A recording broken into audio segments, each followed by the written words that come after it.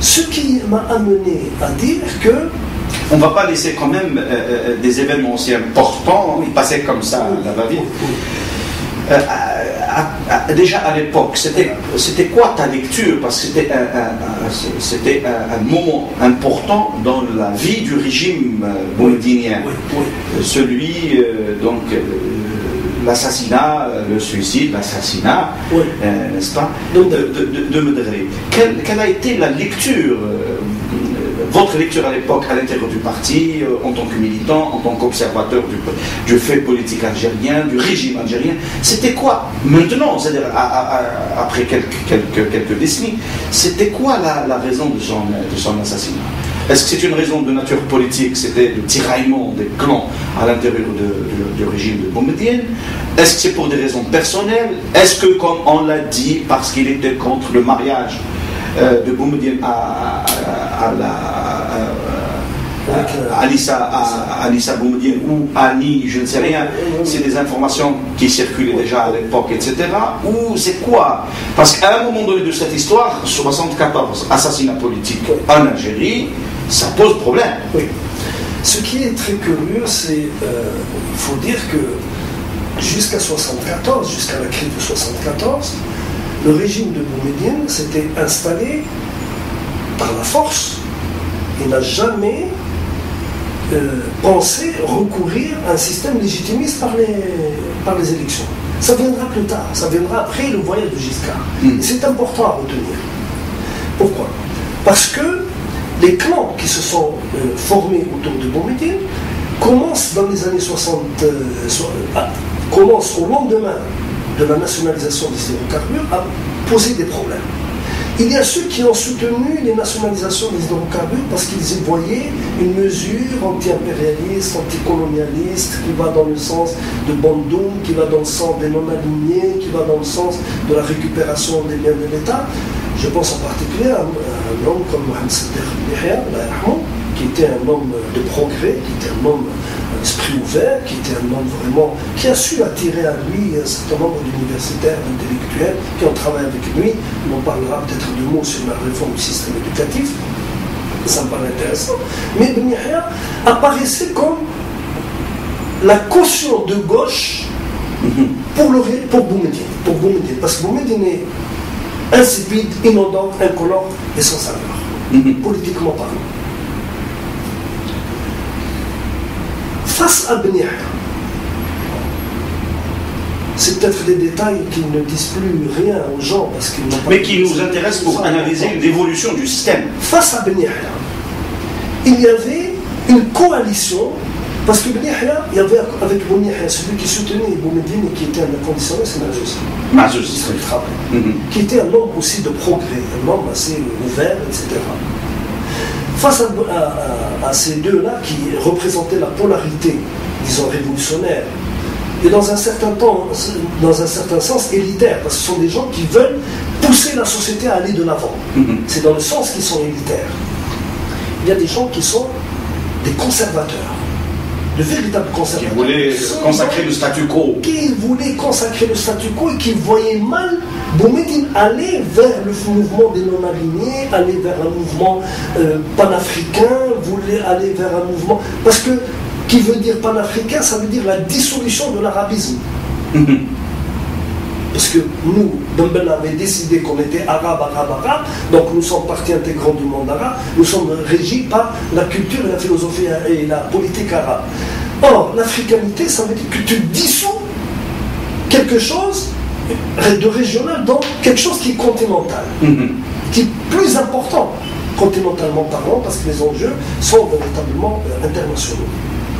Et face à cette polarité qui était réduite autour de Boumedienne, et sur laquelle il s'appuyait, parce qu'il va consentir à faire une réforme de l'éducation, il va consentir à faire une réforme agraire, il va poser le problème du statut du travailleur. Le SGT, c'est ça s'appelait comme ça, le statut général du travailleur. Donc ce sont des mesures éminemment progressistes, c'est-à-dire qui vont dans le sens du progrès, pas forcément révolutionnaire. Mais tu avais de l'autre côté un certain nombre de gens qui étaient farouchement opposés, mais qui restaient collés à Boumedi. Ils ne voulaient pas le lâcher parce qu'ils ont compris que si le lâcher, c'était l'autre partie qui le tirait à elle. Il y avait Talib Ahmed, qui est un conservateur.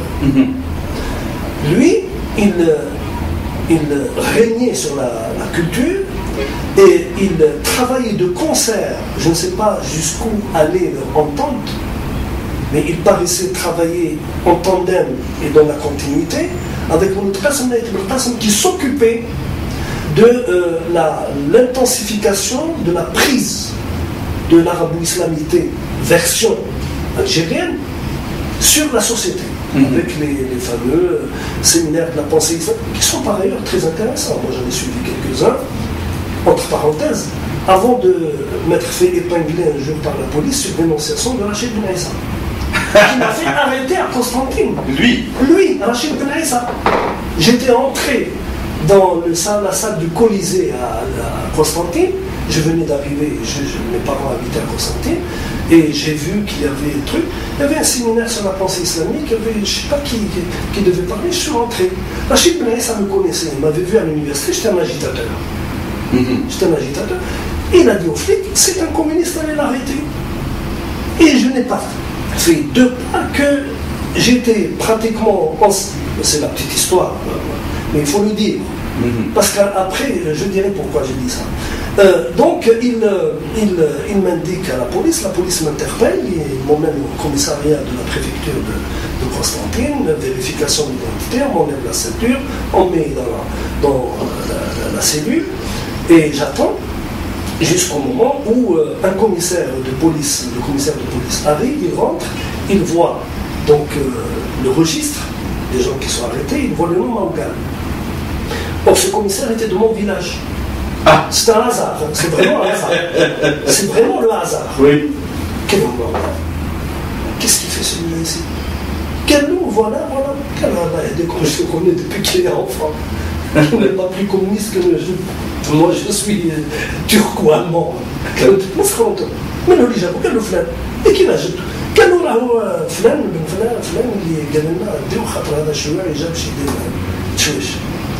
J'ai dit ça parce qu'en 1993, quand je suis allé faire une conférence à la SOAS, l'école des langues orientales de Londres, invité par mon ami Hugh Roberts, avec un groupe, je suis allé.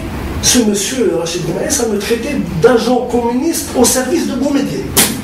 Et je lui ai dit devant tout le monde, comment tu fais à Rachid, le jour où tu m'as fait arrêter par les flics. Bref, je ferme la parenthèse. Oui. Il faut raconter parfois les blagues comme ça. Mais que les gens sachent qui est ce monsieur. C'est un indicateur. Donc, quand Taleb, l'autre pôle, c'était Taleb sur la culture, et Taleb sur la culture travaillait en tandem avec Maître Qasim. Un élément important pour mémoire, et pour montrer que les deux clans avaient du mal à coexister. Et quand ils pouvaient se mettre des pots de banane sous les pieds, ils n'hésitaient pas. En 1974, l'université de Constantine organise le premier colloque international de littérature algérienne d'expression francophone, autorisé par le ministre de l'enseignement supérieur, Mohamed Siddiq Ben Yahya. C'est lui qui a donné le feu vert. Qui a été fait, je crois, sous l'égide de Charles Bonne ou... C'était Charles Bonne qui avait organisé ça. C'est ça. Exactement. Donc, l'université de Constantine fait le travail, prépare le colloque. Je suis invité en tant qu'ancien étudiant de Constantine, donc je devais participer, j'y vais. J'arrive, le jour la veille, je vais chez mes parents, le lendemain je me présente à l'université, je trouve des amis, parce que Charles Bonne, je ne le connaissais pas à l'époque. J'ai trouvé des amis, ils m'ont dit « Ah, tu es venu ?» J'ai dit « Oui, pourquoi ?» Tu n'es pas au courant? Non, je ne sais pas ce qui se passe. Il a dit le colloque est interdit. Comment ça est interdit? Vous m'en faites envoyer le billet d'avion, vous me dites que le colloque est interdit? Pourquoi il est interdit? قال لي واحد اسمه جمال, je ne donnerai pas son nom parce qu'il est encore à Constantine, à l'université. قال لي il y a Taleb qui a fait interdire le colloque. Je dis Taleb, qu'est-ce qu'il a à voir Taleb? Il est ministre de la Culture. Gali, il est ministre de la Culture, mais il est en intérim, il remplace Beniha qui est en déplacement. Il a profité de l'absence de Beniha pour, paraît-il, je dis bien paraît-il, moi je livre ce qu'on me donne, pour interdire un colloque sous prétexte que Mouloud Mamri devait prendre la parole. Ah, c'est-à-dire en fait que l'interdiction de Mouloud Mamri qui est survenue en avril 1981 n'était pas la première. C'était pas, en fin de compte, la première. La première. Sauf que moi, je vais ajouter quelque chose maintenant. Le recteur de l'université de Constantine à l'époque s'appelait M. Brahim. Ah, qui est devenu plus tard ministre de l'enseignement supérieur. Il n'y a pas que ça. Il est toujours secrétaire général du CCDR. Effectivement. Et il parle de démocratie, que grand bien lui fasse. Mais le commissaire national du parti, c'était un Sadia. Oui. Oui. C'est-à-dire que c'était une belle coalition. Et je crois savoir que c'est au moment de l'interdiction de la conférence de Mouloud Mamri en 80, c'était le commissaire national du parti. C'était lui.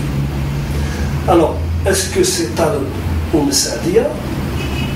Disons que c'est la tendance. C'est le Hajj Moussa et Moussa le Hajj. Donc, bref, c'était pour dire qu'il y avait véritablement une confrontation. Mais ce n'était pas le plus grave, parce que ça, c'est le problème culturel. Le plus grave, c'est la coalition de Taïb al-Arabi, donc qui représente l'intérieur et le secteur très important de l'agriculture, qui, eux, faisaient véritablement front contre le projet de Boumediene. Ils seraient plus ou moins soutenus en sourdine par Bouteflika. Pourquoi ils seraient plus ou moins soutenus en sourdine par Bouteflika? Parce que, et là je crois qu'il faut faire attention à un bouquin qui a été publié, que je recommande vivement aux Algériens, nos compatriotes, et y compris aux chercheurs étrangers, un ouvrage qui a failli presque passer inaperçu d'un certain Mohamed Ben Yahya, l'homme de Cap Sikri. Ah, il est toujours en vie. Il est toujours en vie. Il est toujours en vie. C'est un grand témoin d'ailleurs de c'est un homme extrêmement intéressant. C'est un grand militant nationaliste. Voilà. Effectivement. Moi, je propose que tu me fasses parler. Effectivement. Non, j'essaye de le faire parler. Ça fait maintenant plus de 3 ans. Et j'essaye de l'approcher. Non seulement le faire parler sur cette histoire pleine de zones d'ombre qui a fait Cap Sikri, qui a impliqué parmi tant d'autres Farhat Abbas et les autres, et donc un nombre important. Voilà, c'était avec la mort de Boumediene. C'est ça. Mais également sur son parcours militant, etc. Parce que c'est un homme remarquable, effectivement, et d'un courage exemplaire. Et Mohamed Ben Yahya a écrit un livre qui fera date et qui a fait date, qui est passé inaperçu, précisément sur la constitution des groupes de pression des milieux d'affaires. Et ça, c'est un livre qu'il faut absolument lire pour comprendre ce qui est réédité éventuellement, trouver un moyen comment le rééditer. Non, il est édité, il a été édité par l'ENAC.